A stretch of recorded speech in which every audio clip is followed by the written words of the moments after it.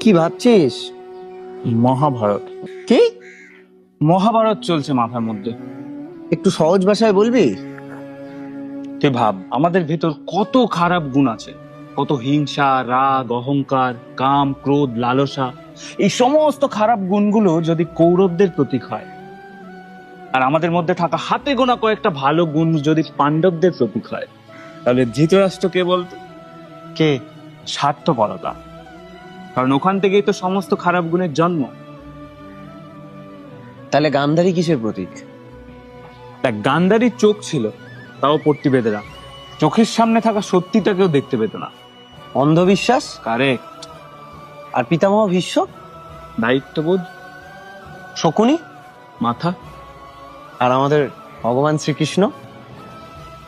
আমাদের মন, আমাদের অন্তরাত্মা। তাহলে কর্ণ কিসের প্রতীক? কর্ণ খুব ভালো করে জানতো কোনটা ঠিক কোনটা ভুল। মানে ধর্ম অধর্মের জ্ঞান ওর ছিল, কিন্তু তাও অধর্মের সাথ দিয়েছে।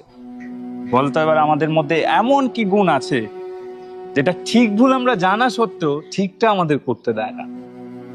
ইগো। ইয়েস। তাহলে দ্রৌপদী কিসের প্রতীক? কুরুক্ষেত্রের যুদ্ধ কেন হয়েছিল বলতো? সিংহাসনের জন্য। ভুল। সিংহাসনের জন্যই যদি যুদ্ধ হতো তাহলে পাণ্ডবরা অনেক আগেই যুদ্ধ করতে পারতো, কিন্তু সেটা করেনি। করেছে কখন? দ্রৌপদীর বস্ত্রহরণের পর। ইয়েস। তাই দ্রৌপদী এখানে আমাদের আত্মসম্মানের প্রতীক। আর আমাদের আত্মসম্মানে যখন আঘাত লাগে, তখন আমাদের হাতে গোনা যে ভালো কয়েকটা গুণ আছে, তারা আমাদের ভেতর ভেতর হাজারটা তামসিক গুণ, মানে খারাপ গুণগুলোর সাথে যে ক্রমাগত যুদ্ধ চালিয়ে যায়, সেটাই কি আসল কুরুক্ষেত্র নয়? কারেক্ট।